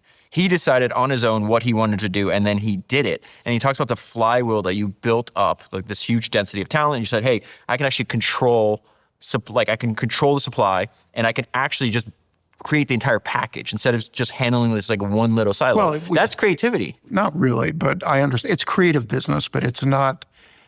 We called it creative artists for a reason. Marty Scorsese, in his brain, can cut a movie while he's shooting one camera at a time. I asked, how many cameras have you got? I learned that from Marty. I learned so much about movies from Marty that when I gave him an award in New York 25 years ago, I learned so much from that guy. I said in front of 1,500 people that when I met Marty in '79 and he was in a bit of trouble, not creatively, but financially, and he wasn't getting the movies made he wanted to make, he became like a student of business. 10 years later, he was the teacher and I was the student. And I learned so much from him. But he has the ability to look at this setup here and cut it in his head and know where. He used to take his scripts and on the left-hand page that's blank, he'd stick draw the scene and put little dots where the camera was going. And if you look at his camera work and the way his scenes are put together and the way he and Thelma, who cuts his movies, the amount of precision and handwork, it's genius. I can't do that. But what I can do is smell things that I think work. There was a period in the 80s where it became very clear in the mid-80s that the studios were in financial trouble. And it started for me when Universal stock traded to a point where the book value of the market cap of the company was the value of the real estate in Burbank. Yeah. And a guy named Saul Steinberg, started buying up shares and threatening to overtake the company. It became very clear to me a number of opportunities were available to me and CAA. That's an act of creativity. When you realize that the Japanese was just a new form of bank for the studios. Well, but I'd been going to meet them because they were dominating industry in the 80s, if you recall. They were making all the gadgets. Yeah. And I was fascinated by Akio Morita, and I read his biography. That one of my favorite books. It's unbelievable. The idea that guy, that they could start Sony, right after World War II, the Americans have occupied Tokyo. They start Sony in a bombed out department stores because, there's just, I think they lost 66% of the population in Tokyo had left, right? Most of the structures were either destroyed, they were severely damaged. The very first office of Sony, which is going to become this massive conglomerate, they had to have umbrellas at their desk when they founded Sony. And they're like young kids. I think Akio was 25 at the time, and his co-founder was a little older, maybe he was 32. And they'd have umbrellas on the desk because when it rained at work, their papers would get wet. In 1951, starting in 50, when the war wounds were still fresh, if you lost someone in the Bataan Death March or in World War II to a Japanese soldier or a German soldier, you didn't forget it by 1950. Akio Morita moved his entire family to New York City. Yeah. You want to talk about courage? When I talk about Vanderbilt getting out of the buggy and defending himself, he didn't have any security. He did it on his own. You want to talk about courage? Let's talk about Akio, because this is something I wanted to talk about when we were at dinner, and I forgot because I just finished rereading his book. And one of the most remarkable things in the book is, remember, Akio came from, his family had a family sake business. Yes. It was 300 years old. His life had essentially a path set out for him. I think he was going to be the 16th firstborn male heir to take over the business. And he's like, I'm not interested in this. I'm obsessed with electronics. He was into physics. He was in engineering. He loved technology. And him and his co-founder go and meet his dad. And they're like, hey, and he's like, I really think if it would be okay with you, your son comes and helps me build this company. It's going to turn into Sony. And what was remarkable about this is his dad's like, well, I had a plan for my son's life, but and he tells his son, but go do what you're going to do, because if I know you, you're going to do what you want to do anyways. Very wise man. Wise man. Think about how he knew who his son was. My dad was like that and had no high school education. He had a way with words that was extraordinary. He had great common sense. And Morita had a father who let him go with no guilt, but he had something else that I was very impressed by.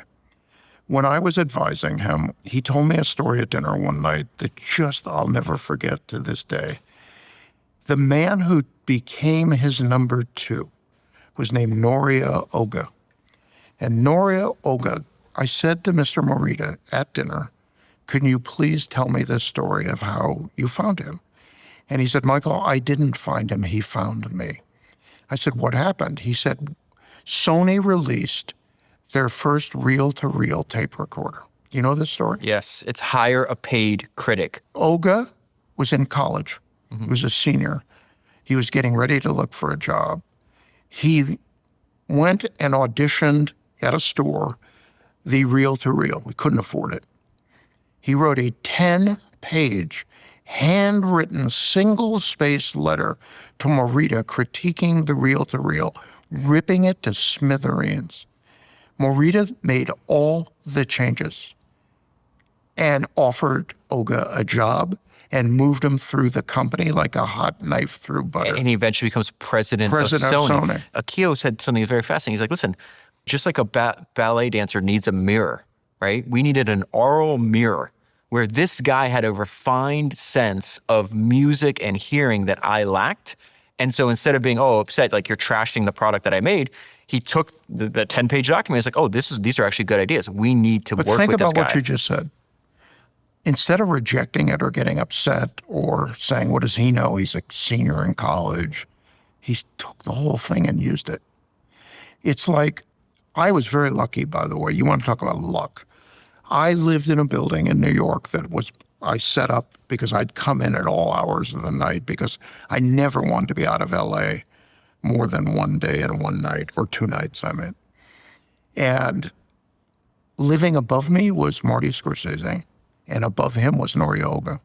Oh, wow. So I would go visit them at night because I'd finish working in New York at usually about 9, because that's 6 in LA.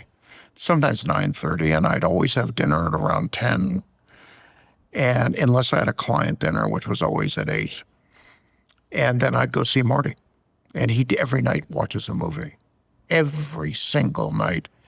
And sometimes if I didn't get dinner, I'd bring takeout food upstairs and listen to him and ask him questions. And it was like taking a master's degree in film.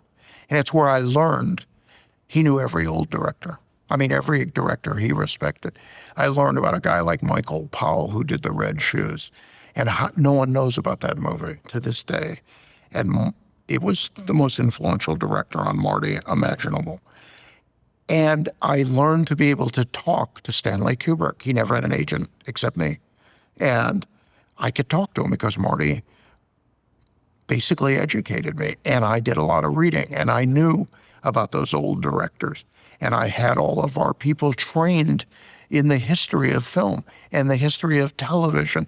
I bought every book that was published. For example, they had these big coffee table books on all the studios, bought dozens of them so our agents could just look through the pictures. I bought a book, I'll never forget, The History of the Emmys.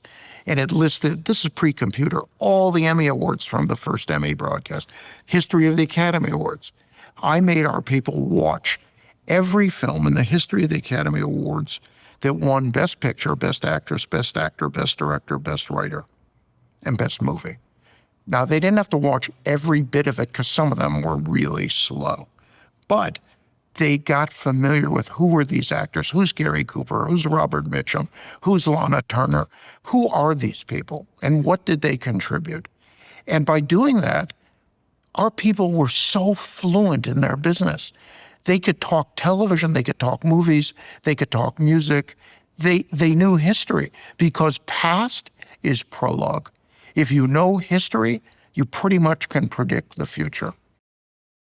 I read something Jeff Bezos said that changed my perspective on the importance of high-quality sleep. He said that he makes sure he gets 8 hours of sleep a night, and as a result, his mood, his energy, and his decision-making is improved. His point was that you get paid to make high-quality decisions, and you can't do that if you're sleeping terribly. And the product that has made the biggest impact on my quality sleep for years is 8 Sleep. I'm lucky enough to be friends with the founder of 8 Sleep, Matteo, and we live in the same city. A few months after I started using my 8 Sleep, I randomly ran into Matteo at a restaurant. I was with some friends, and I went over to say hi. When I got back to my table, my friend asked me who I was talking to. I said, "That's Matteo, the founder of 8 Sleep." And my friend replied, "He looks like he gets good sleep." Matteo is living and breathing his product. I have never had the ability to change the temperature of my bed before I had an 8 Sleep. I had no idea how much that would improve the quality of my sleep. I keep my 8 Sleep ice cold. It's cold before I get into bed, so I fall asleep faster and wake up less during the night. That feature alone is worth 10 times the price. There are very few no-brainer investments in life, and I believe that 8 Sleep is one of them. That is why elite founders like Mark Zuckerberg and Elon Musk have all said publicly that they use 8 Sleep. I would recommend getting the Pod 5, which is their newest generation of their signature product. It is a smart mattress cover that you place right on top of your existing mattress, and it is next-level sleep technology. It automatically regulates your body temperature throughout the night, independently for each side of the bed. The result? Up to 1 full hour of additional quality sleep per night. Make the no-brainer investment in your sleep by going to 8sleep.com/Senra and use the code Senra to get up to $700 off. This is 8 Sleep's biggest sale of the year, and it goes from now until December 1st. You can try your 8 Sleep mattress cover for up to 30 days at home and return it if you don't like it. But I'm confident that you will love it. I would never let anyone take my 8 Sleep from me. So make sure you get your own at 8sleep.com/Senra. If you reach the top of your profession, you could be a tennis player, a sushi chef, an entrepreneur, a film director. They all have this encyclopedic knowledge of their industry in their head that they can draw in at any time. Let me give you an example tied to Marita, because it kills me when I talk to founders, young founders now, they don't even know who this guy was. And I was like, you should study, you should read about him. I'm like, oh, why? Well, Steve Jobs built Apple, right? He was obsessed with Marita. Jeff Bezos built Amazon. They literally will talk. If you read their biographies, you listen to their interviews, they will talk about the things they spent. Why would they fly to Japan and want to go meet them and spend time with them and read their books and study them? It's like, this guy obviously had genius ideas. And one of the ideas that Bezos says that he used at the very beginning of Amazon that he learned from Marita was the importance of having a goal and a mission bigger than yourself. And so Marita's point was, it's not, hey, we're going to build the best technology and we're going to sell it, we're going to get rich. His point was, at the time, Japanese products were thought of to be inferior, shitty, copycat products. By the way, they were. They exactly. were. And he wasn't. And he faced it. And so his point was, he goes, we're not going to be, this is the genius thing that he did, we're not going to make Sony known for high quality products. We're going to make Japan known for high quality products. Big thinker. I remember sitting with him and I told him that in 1961, my father gave me a gift of a transistor radio, and it had to be, David, 8 inches high, 3 inches thick, and it was a portable, and it was made in Japan. The Americans invented the transistor and licensed it to Japan, to Sony, for $25,000. The Americans invented the reel-to-reel tape recorder at Ampex. As you know, we've discussed this. It was invented by a bunch of engineers to be able to record pornography because they were using 8mm kinescope to do that, and it was inconvenient. You know, oddly, porn drives a lot of technology in the old days, but it's all about thinking big. It's about doing things that are unexpected. It's about when you say to someone, I think I want to save Universal and sell it to money that is not in the country, so there's nothing they can do to take it. Yeah, you can't move your point was like, you can't move the studio. I got criticized, cover of Newsweek, when I sold Columbia Pictures to Mr. Morita, which was part of the strategy, because I had sold him with Pete Peterson and Steve Schwarzman, because Pete was on the board, and Steve had just started Blackstone and was brilliant. And we sold Columbia Records to Sony first, which paved the way for Columbia Studios. It was CBS Records, actually, not Columbia. And for me, it served multiple purposes. One, it kept these legacy businesses right where they needed to be. Two, Japan was cheap financing because they had cheap money and tons of it. And three, having a 75% market share of the talent for me wasn't enough, which people thought I was crazy because no one had ever gotten over 25. We had 46 of the top 50 grossing filmmakers in the world. That's nuts. And to me, I missed because I wanted 50, because it gave me even more leverage for our clients. But I wanted the leverage with the buyer too. So if I sold the studio to a Japanese company that no one had a relationship but me and my staff, then CAA moved another notch up in the ecosystem. So by the time we got done, we had sold Columbia, Universal, got financing for Warner's, where they were in trouble when Steve Ross was alive, and sold MGM and saved it when the accountants wanted to plow it under. And every time I went to do that, I was criticized. When I said I wanted to do advertising, because we had the skill set we understood culture. That was our job. Why did I look at these magazines? I want to understand culture. Why did I read? Why did I collect art? When I started collecting art, people thought I was crazy, except the directors. When the directors came for dinner, they were mesmerized by the art. And why? Because you take, as I said, to David Lynch, who I did a show for, Tim Burton, we did an art show, or Marty Scorsese, we did an art show in New York. Take some of the frames out of their movies and make them, reproduce them, mount them, frame them in an art frame, and hang them on a museum wall. You have a piece of art. It's just different source. It's moving art. Yes, and it's the same thing. Common denominator. People don't see past their nose. So what we try to do is train people to look further out. How do you get to the next step? Why did we do advertising? One, because I thought we could do it. Two, we had a better idea, which we did.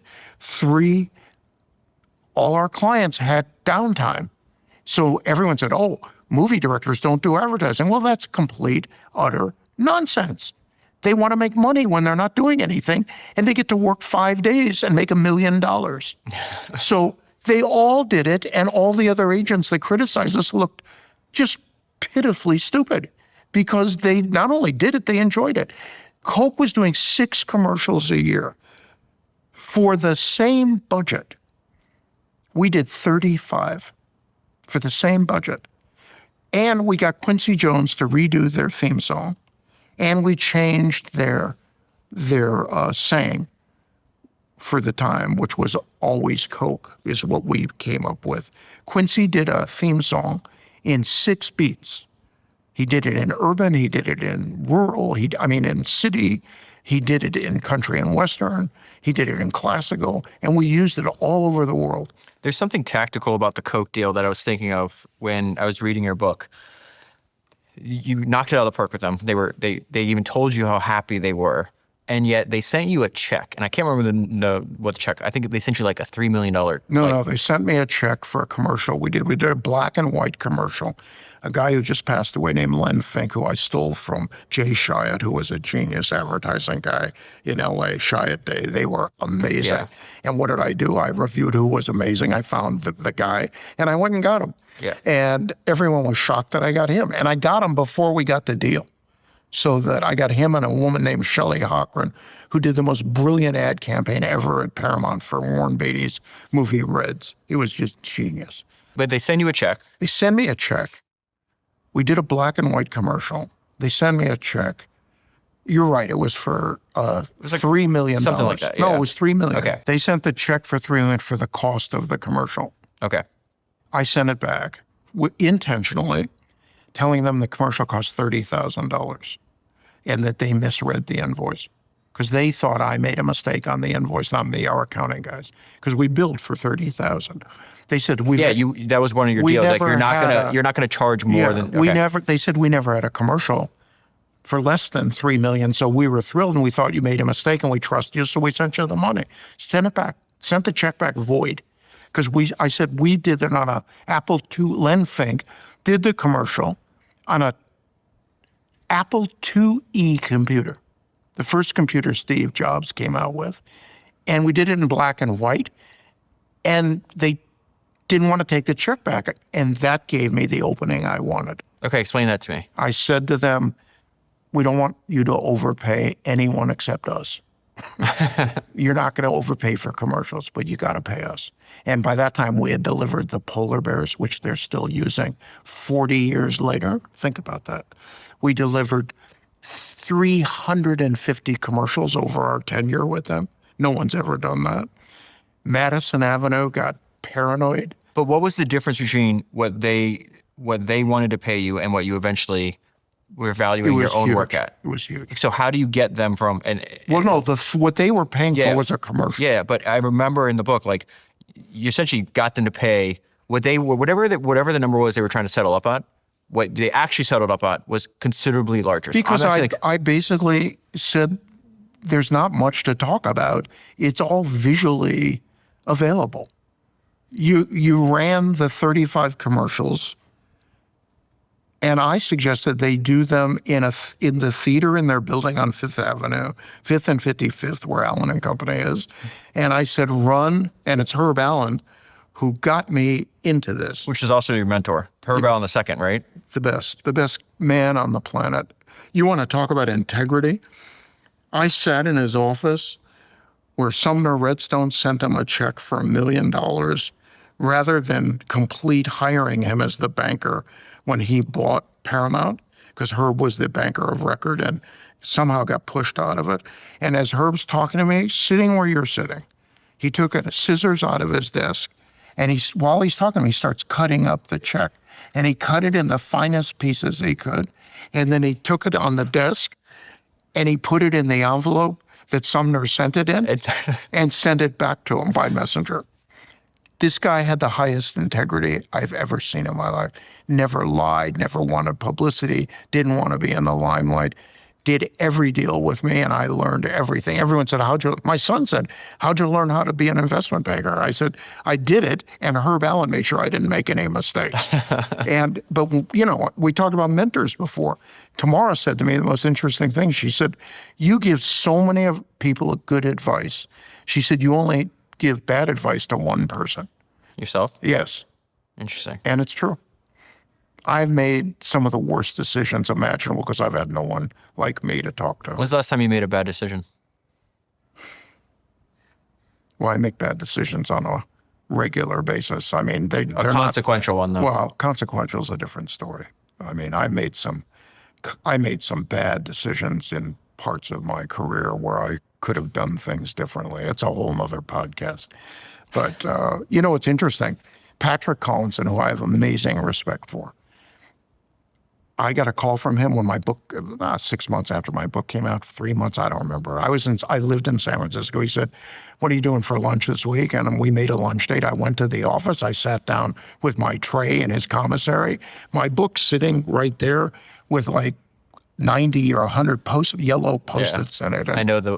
And I said, you know this story. No, I do the same thing with my And books. I You've seen them. said to Patrick sits down. He said, "Are you ready?" I said, "Yeah, I'm starving." He goes, "No. See your book?" I said, "Yeah." He says, "I have a lot of questions." I said, "Oh, sure, anything." He said, "No, I want to know. I've marked every place you made a mistake. I want you to tell me why you made the mistake, what the options were, and what drove you to the decision." And I looked at him and I said, and I'm saying to myself, wow, this kid's special. Then I said to myself, I said to Patrick, I said, "And what about the things I did right?" He said, "Who cares?" He said, "That's expected." So he went through for 2.5 hours every mistake I made in the book, not in the book, that I made in my career. Yeah.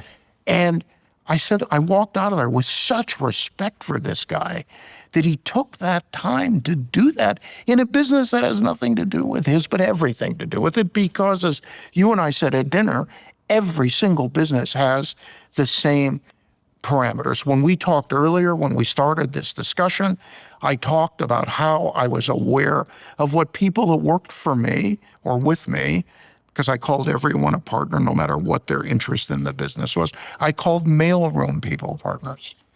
I would go around and do the rounds. The rounds I learned from being involved with the UCLA Medical Center. I was a doctor. And at 10:30 and 4:30, I went around the building and took me 20 minutes and I looked in people's offices. And if I saw a weird face or a weird voice inflection when they said hello or anything that tipped me off, I asked them to come see me. I had an open door from 7 to 7:45 every night before I went to dinner. I asked them to come see me, and every single time there was a problem, and 90% of the problems were personal. The 10% business problems were easy to fix. The personal problems took a lot of time. If you want to put that kind of time in, you get loyalty. We didn't lose an agent in the whole time I was at CAA, not one. Yeah, that's nuts. Well, we paid people fairly. We paid them ahead of their market price. Everyone participated. Everyone was protecting each other. We didn't talk badly about people. We protected each other.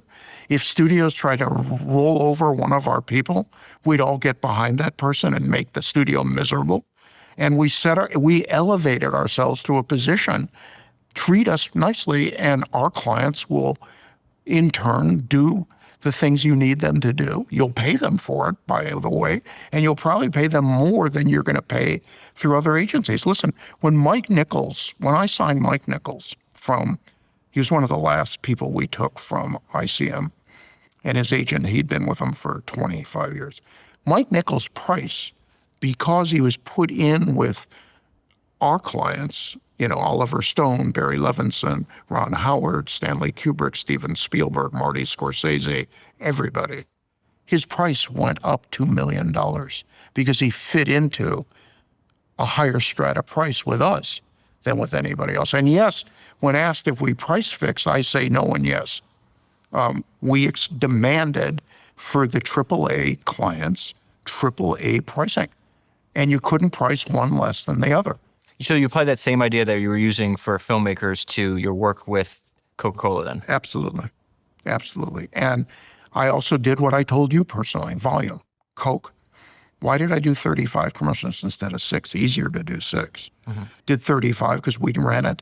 The idea I had, which they bought, which Herb Allen arranged at Sun Valley to meet with the team of Goizetta and Keogh, the CEO and the COO, was let's do a relay race. Let's have Coke thought of 365 days a year. How do we do that? Well, it's simple. Christmas, we do something about the cold and about Santa Claus, which was a Coke creation in the 30s. Let's go to Valentine's Day, love. These are what the commercial bases are on. Then we're going to go into Easter, family, summer, thirst, heat, beach. Then we're going to go to the fall. What is it? It's back to school. Everybody's kids go back to school. Then we're going to go to Thanksgiving. We're back at family. And then we're going to roll right into Christmas. So we're going to do commercials specific to those seasons rather than 6 commercials that play in every silo of television. How do you put a commercial on Saturday Night Live that you put on a daytime soap opera that you put on Seinfeld? You can't do that. And we didn't. All our commercials were demographically tailored And it killed it. We made the cover of Time magazine. And I go back to what I said to you before. Everyone told me we would fail. Everyone said it's a stupid idea. Everyone said your clients are going to get upset. When did you build the self-confidence to not listen to people? It annoys me. I see this in every single one of these biographies I read where it's like, don't ever let somebody else tell you what you're capable of. I had this but discussion. you need self-confidence to ignore that information. So like when did you, or that critique or that advice, at what age? Did you have that when you were in high school? Did you have that before you found CAA? I wrote about this in my book. This self-confidence appeared when I lost the 9th grade election for class president. And I did a complete postmortem on myself, who my friend group was, and why I lost, because I didn't want to be a loser. I thought it was, and it was a apocryphal moment for me. And I worked for 2 years to build different social constituency. And I went out of my way to make different friends in different areas I had a 3,800 kid high school. So running for an office there was a big deal because everybody voted. And you had to speak to the entire school in 3 different assemblies because that's all they could get into the gym. And it was critical. I practiced public speaking when I was in the 10th grade and 11th grade.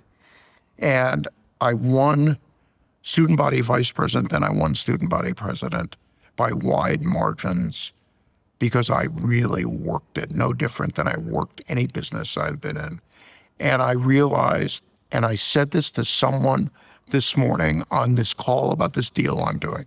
The young guy who's the number 3 who started it said to me, I've never seen anyone move so fast from idea to execution of putting it together. And I said, because if you move slow, it doesn't go together. And he said, you seem very confident about this idea. And I said, yes, I'm very confident about it because I see it crystal clear in its entirety. And he said, I'm not sure that that I'm confident about you meeting our founder because you've probably heard a lot of nasty things about him. I said, I've heard a ton of things, some good, some bad, but I really don't care. And he said, why do you not care? I said, because I'll make my own judgment. I said, I'm very good with people. I will know if what I've heard is true, false, or just baloney. And I said, frankly, if you want to know the truth over my career, if you believed everything everyone said, I'd be a miserable failure and drummed out of life, because anyone who is confident, aggressive, has ideas, wants to push the envelope, is put down. Yeah, Jeff Bezos has a great line on this. It's like, well, if you don't want to be criticized, if you can't take being criticized, then you can't do anything. I'm going to leave you with a line that I used when I was 17 years old and gave a speech when I ran for student body president, because when I was student body vice president, I usurped the president's duties and he was bad-mouthing me like crazy. And it was working pretty good because I was having a run for my money. And I said to the students, all 4,000 of them, I'd rather be a do-something president who's done something to be criticized than a do-nothing president who no one can criticize. Yeah, that's a great line. And that got me the election. I want to ask you a question because you've mentioned it a few times where your appetite is essentially insatiable. So you had, 46 out of the top 50 highest grossing film, like best talent. Then you had 75% market share in all of Hollywood. There's this great book, one of the most important books I've ever read. It was published in 1957. It's called The Mind of Napoleon. You got me into this. Yeah, it's very hard to find books. So kidding. I have friends that have paid $1,000, $2,000 for the book, and I think it's worth it, where it's essentially 300 pages of Napoleon in his own words. And there's something that when I hear you speak reminds me of Napoleon, where he said, essentially his ambition grew with his success. And he says it in French, but the translation is appetite comes with eating.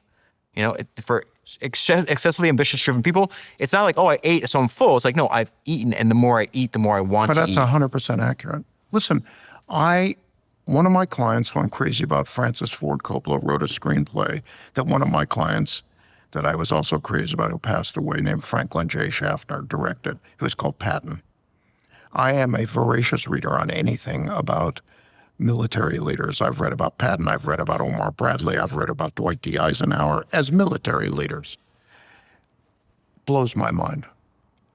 When everyone said to Patton, you can't do this, he said, okay.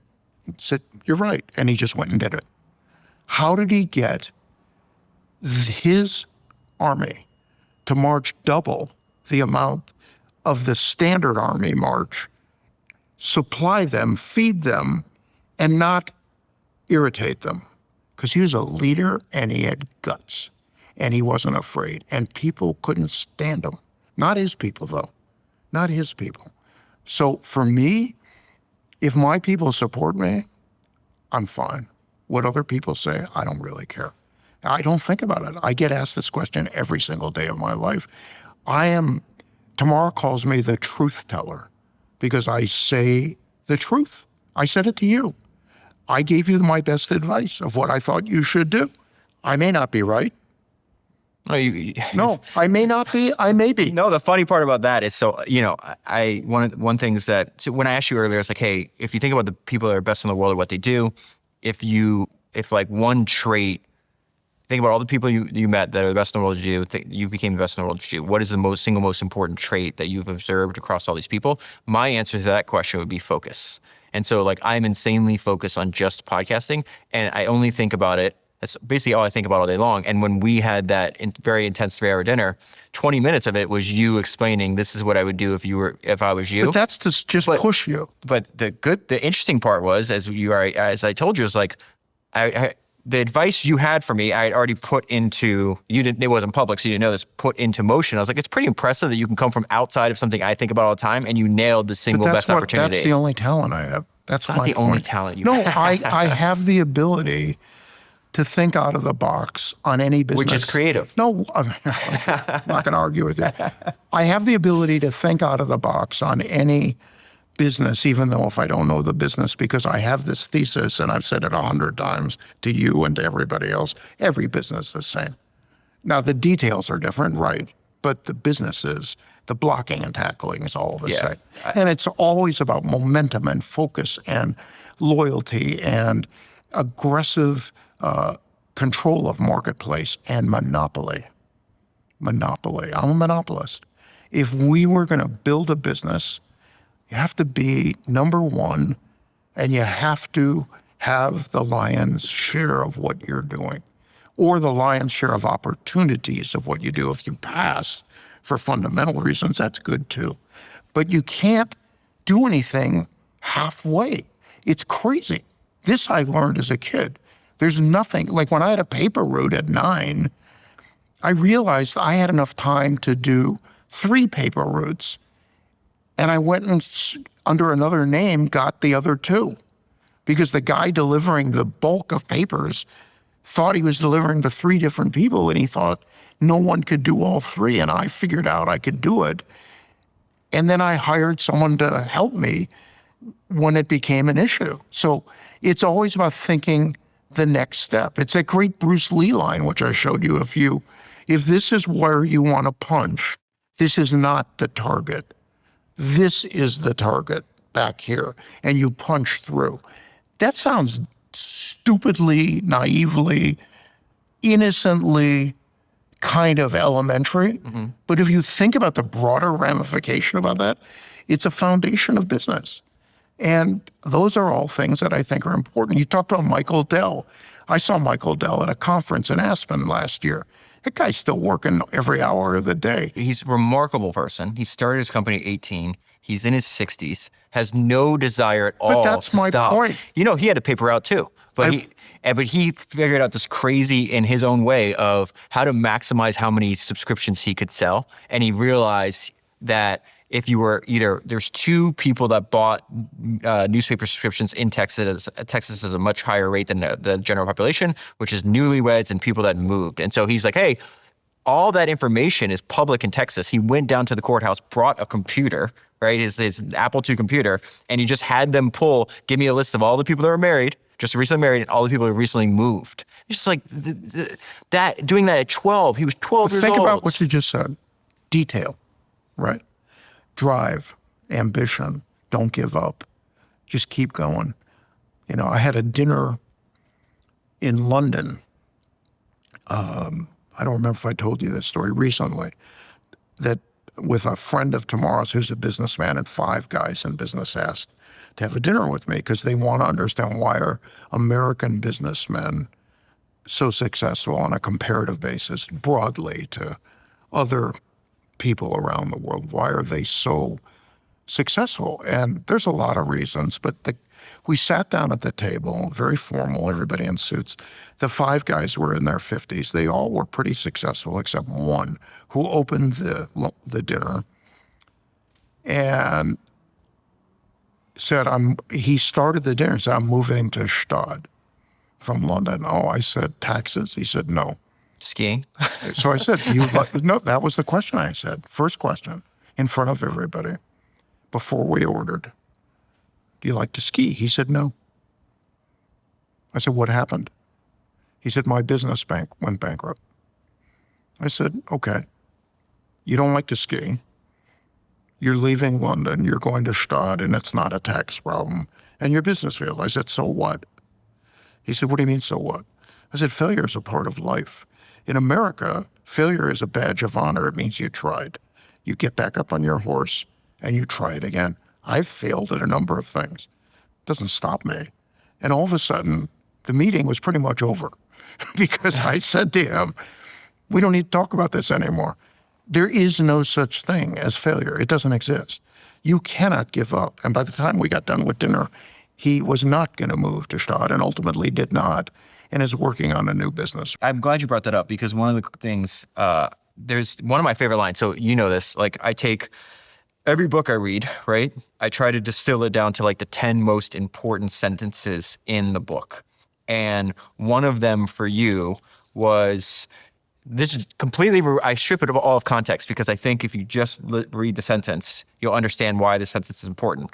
So I'm not even talking about what's happening in the book, but this is the sentence I wrote down. He stopped because it was hard. It required discipline, dedication, and hours of time. Everyone stopped. I didn't stop. It's one of my 10 favorite sentences in your book. My question to you is, how much of your success did you attribute to just pure endurance or pure perseverance? I mean, to me, it's just part of a fabric of me. And I'm not suggesting I live the right kind of life. It's good for me. I want to stay edgy. I want to stay with young people. Most of my relationships now are with young people.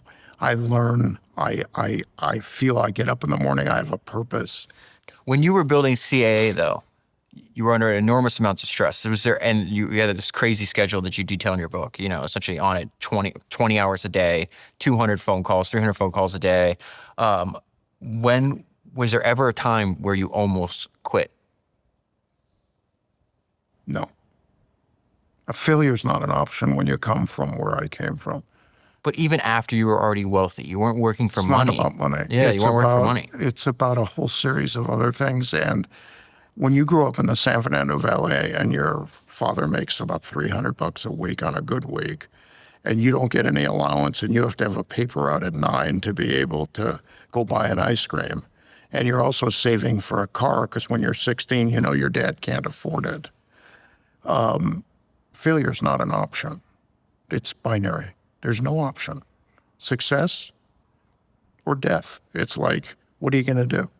It's you don't have any choice. I don't want to go back to the valley. It's the most scary thought of my life. Do you think that still drives you? Like you're so, I know you're intelligent enough to realize that would never possibly happen, but I can't help but notice that like you still don't let your foot off the gas. That's not the reason.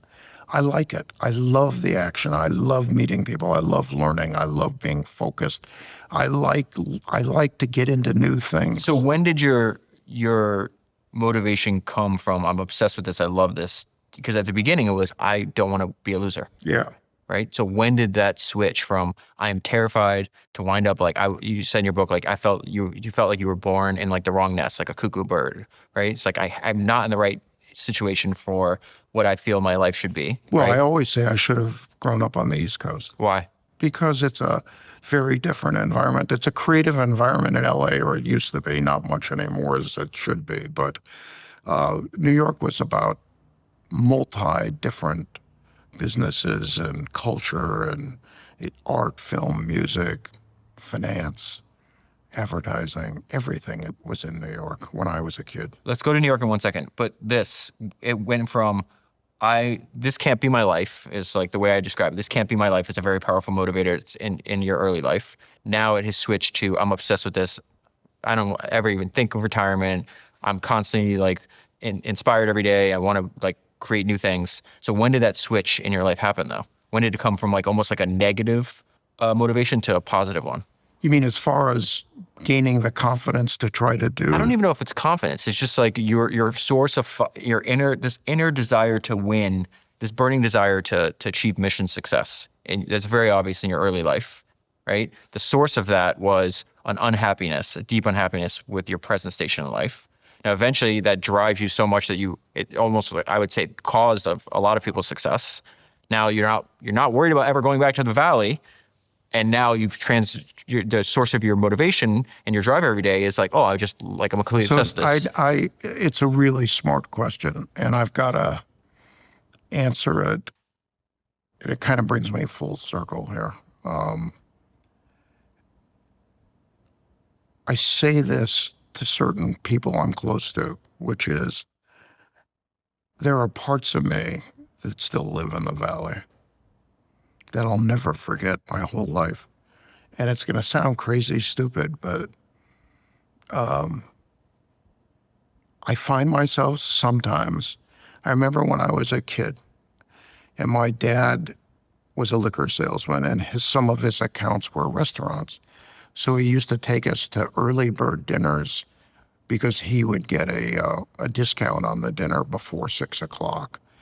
And we'd go at 5:50 to a restaurant that I thought was fancy that had full 3-course meals for $4.95, $5.95. Think about that. And he'd order one drink, which he never drank. He just nursed it because it was his product.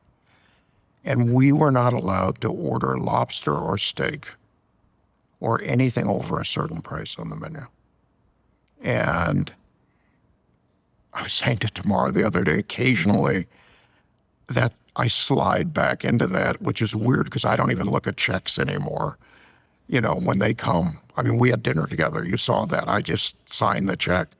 But sometimes I find myself looking at a menu and automatically glancing to the price.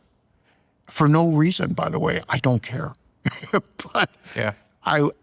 It's my childhood, and I think it overwhelms me sometimes, which I find a positive, by the way, because I still feel like winning, and I still feel like competing, and I still feel like right now my mission's to bring young people along and to do well and to make change and to be charitable and to help young people not make the mistakes I made. And I'm enjoying it, and that flame is not going out. It doesn't sound silly nor stupid to me at all. I keep saying this over and over again. I feel I just tell the same story every week because the same personality type just reappears over and over again throughout history. This entrepreneurial, super driven, type A personality type. Obviously you have it. I think I have it as well. And it's separated by time in which they lived. They live in different parts of the world. They work in different industries. And yet that same personality type, it's the same way I feel. My older brother called me. And, it's like very hard to get time with me because I work 7 days a week. Like my eyes are open. I'm thinking about work. And he's just like, well, why are you working so hard? And I was like, look up and down our family tree. It's just like nothing but losers on both sides. And what I feel I'm doing it's not logical. But David, think about this. I wouldn't be here if we weren't like-minded.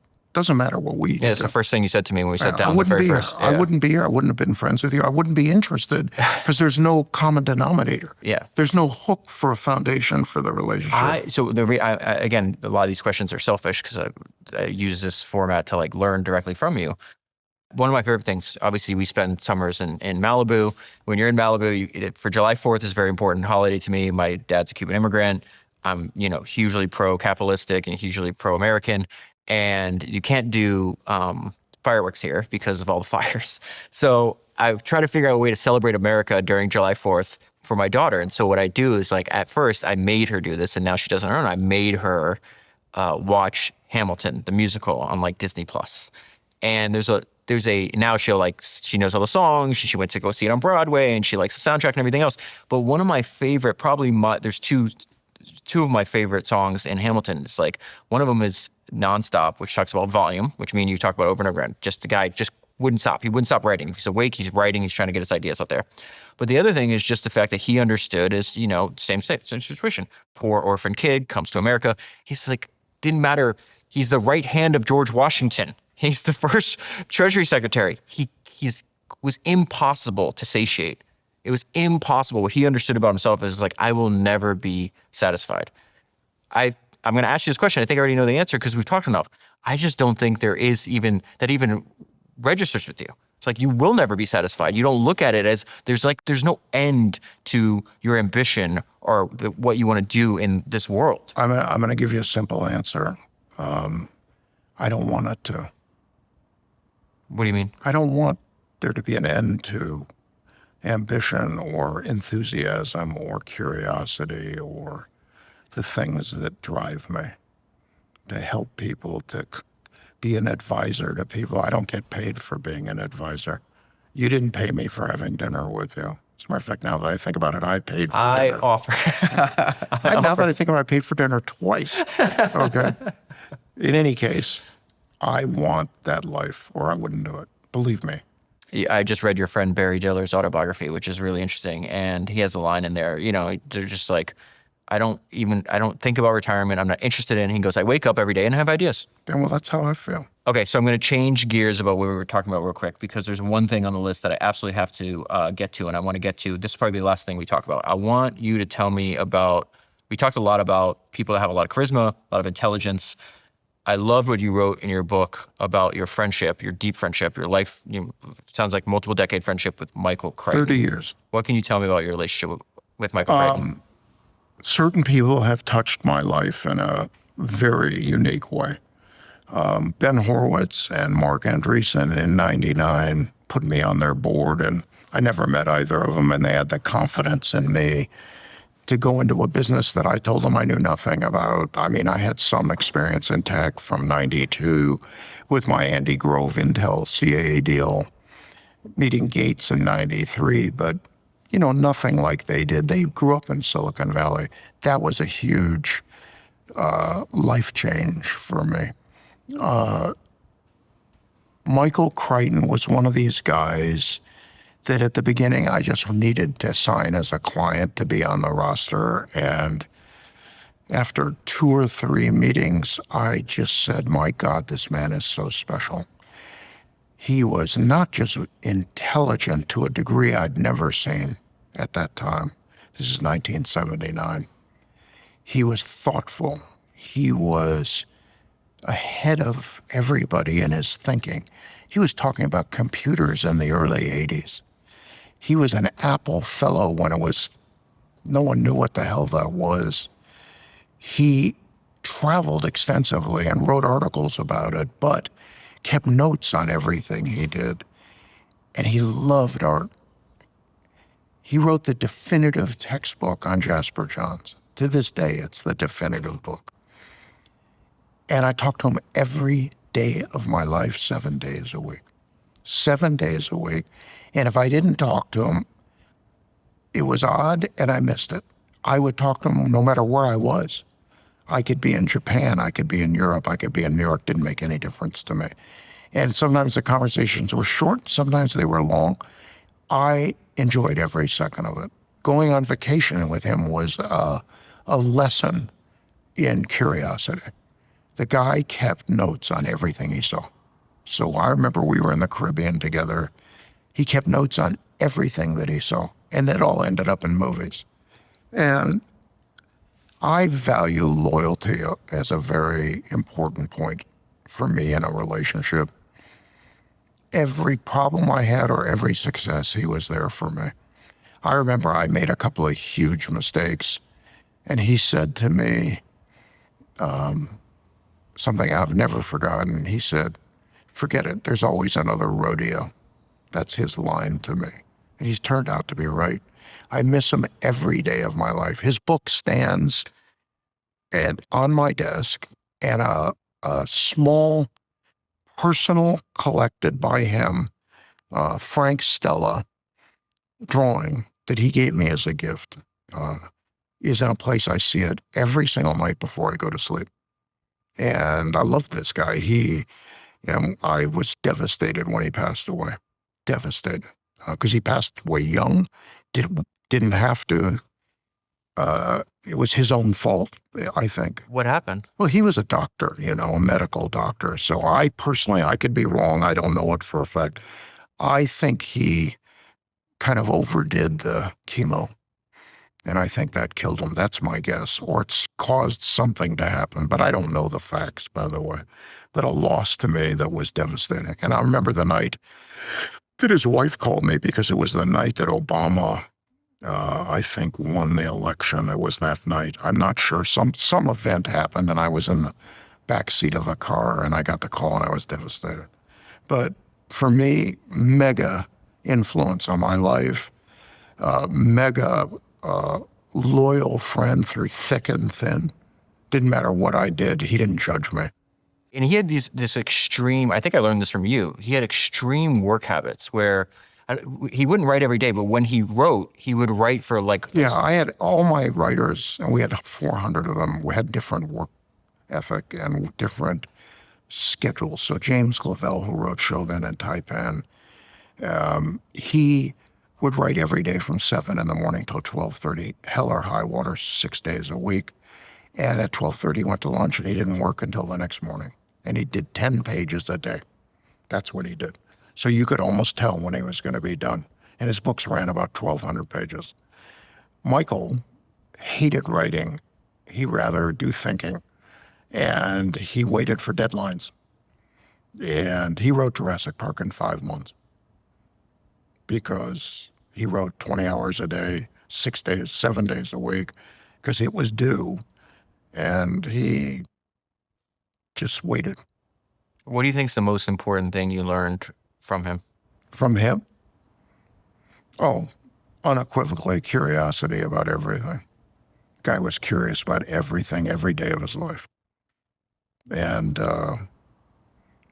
loyalty, integrity, how to create things out of nothing. What a mind that can think forward and backward. So in other words, he did movies like The Great Train Robbery, 1850s with Sean Connery, and movies like Andromeda Strain about the future and his thought process, and then straight popcorn entertainment based on science that really isn't science, Jurassic Park. But when you read the book, the first third of the book, you're being educated without you knowing about paleontology, and you actually think you understand it. And they give a PhD in it. It was genius what he did. So then when the movie breaks loose, you actually think you understand what you're saying. It's amazing. He was a genius. Relentless curiosity. That's a great place to close. Michael, thank you very much for doing this. Thank you. Absolutely. Everybody. I hope you enjoyed this episode. Please remember to subscribe wherever you're listening and leave a review. And make sure you listen to my other podcast, Founders. For almost a decade, I've obsessively read over 400 biographies of history's greatest entrepreneurs, searching for ideas that you can use in your work. Most of the guests you hear on this show first found me through Founders.